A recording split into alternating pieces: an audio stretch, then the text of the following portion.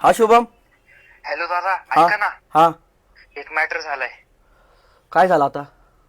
मी आपलं पिकअप ट्रान्सपोर्टला घेऊन गेलो होतो, सगळे पार्सल बिर्सल टाकले. बर येताना ट्रॅफिक होतं म्हणून साईडला पिकअप लावला. बर. आता पिकअप मध्ये बसलोय दादा, आपलं स्टेरिंग, ब्रेक, क्लच पीस सगळं चोरीला गेले दादा. काय बोलतोय?